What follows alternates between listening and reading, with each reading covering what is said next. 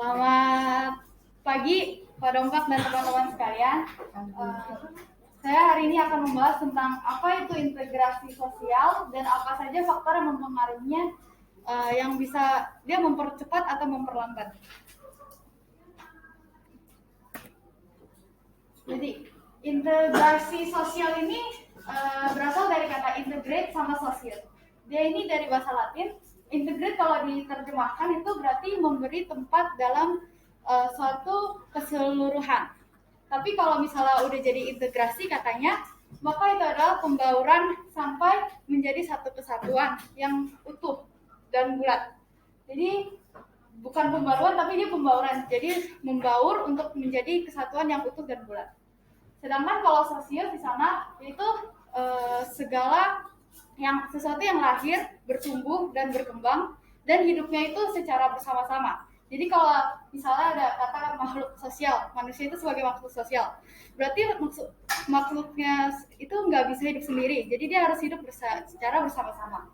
Nah terus jadi kalau ini itu sifat-sifatnya ini sifat-sifat hal-hal yang berkenan di masyarakat atau sifat-sifat kemasyarakatan yang ini memperhatikan kepentingan umum. Itu artinya sosial.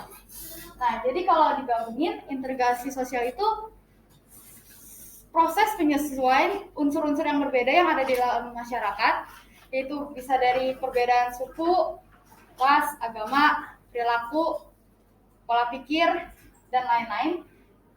Nah, perbedaan ini dia akhirnya menjadi satu yang namanya integrasi sosial. Nah, mengapa integrasi sosial ini dibutuhkan atau tuntutannya mengapa gitu?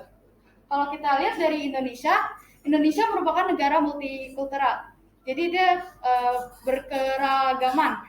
Dia banyak suku, banyak budaya, banyak ras. Nah, terus juga dalam struktur sosial ini Indonesia itu kan ada diferensiasi sama stratifikasi. Diferensiasi ini berbeda secara horizontal, yaitu kayak pengelompokan antara agama terus ada budaya.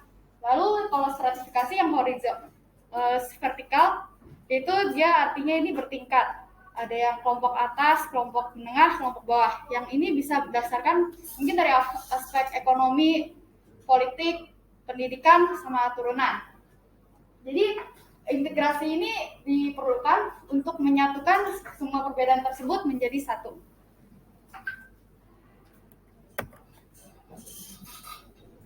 Nah, saya ingin menggambarkan integrasi sosial ini sebagai nasi uduk.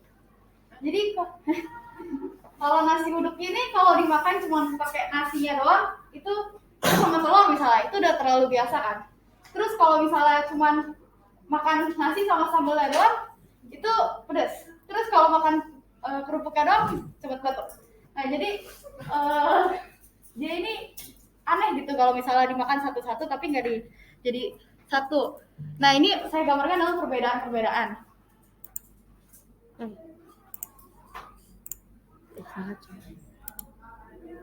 Nah tapi kalau misalnya dijadikan satu gini, semuanya ada, porsinya ada, semuanya.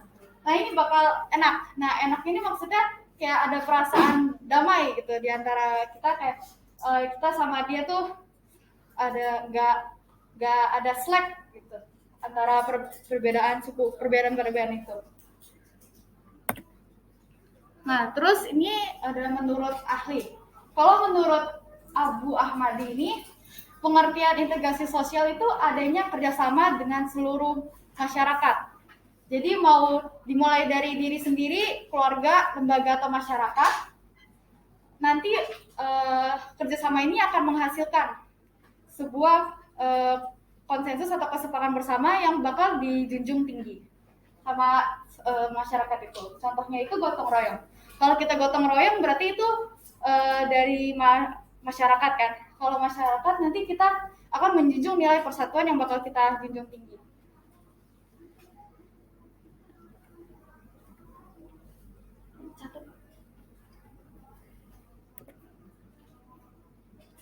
Nah, lalu menurut Meyer-Minkoff ini, integrasi sosial itu ada syaratnya. Yang pertama, syaratnya ini masyarakat berhasil dalam saling melengkapi kebutuhan. Jadi masyarakat saling mengisi, melengkapi, terus menghargai, memahami gitu. Jadi dan kata berhasil ini penting karena berarti dengan berhasilnya saling melengkapi kebutuhan ini, kebutuhan maupun fisik maupun sosial, maka akan bisa jadi integrasi sosial. Terus kalau yang kedua adanya konsensus nilai dan norma. Itu konsensus kesepakatan bersama. Kalau nilai dan norma ini itu bisa jadi dipatokan atau nilai dan norma ini bisa mengontrol perilaku masyarakat. Jadi dia bisa menghindari masyarakat berperilaku menyimpang. Jadi dengan adanya itu, dengan kesepakatan nilai dan norma ini, kita bakal ada rasa tanggung jawab untuk menaati nilai dan norma itu. Nah itu jadi pengikat kita untuk menjadi satu. Terus yang ketiga, nilai dan norma berlangsung dalam waktu yang lama dan tidak cepat berubah. Nilai dan norma yang kita sepakatin tadi, itu nggak mungkin setiap tahun berubah. Jadi dia bakal bertahan lama. Terus kalau berubah pun itu karena mengikuti zaman perkembangan. Jadi nggak ada yang perubahannya, nggak ada yang signifikan banget, cuma dia mengikuti arus perkembangan. Dan itu enggak secara cepat. Nah di sini saya ingin menekankan yang tadi yang syarat pertama ini saling melengkapi kebutuhan. Kalau dalam suatu hubungan kan mungkin dalam masing-masing ini ada suatu kekurangan. Kekurangannya ini kita harus saling memahami, terus melengkapi, mengisi. Dengan itu maka dalam satu hubungan ini dia bakal berhasil. Sedangkan kalau misalnya enggak ya berarti gitu. Nah di sini saya ingin menekankan kata saling. Kalau misalnya cuma satu pihak dong yang berusaha untuk menghargai, melengkapi, mengisi kebutuhan kedua pihak hubungan tersebut, maka itu akan memutuskan hubungan mereka. Terus dengan adanya hubungan yang putus ini, berarti bisa juga disentrigasi sosial atau jadi perpecahan. Nah perpecahan ini kalau udah pecah gitu bakal susah jadi satu lagi.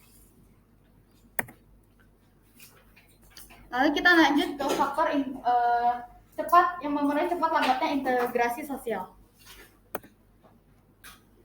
Yang pertama homogenitas dan heterogenitas. Homogenitas ini dia sama gitu. Ada persamaan macam, watak, jenis, jadi dia sama.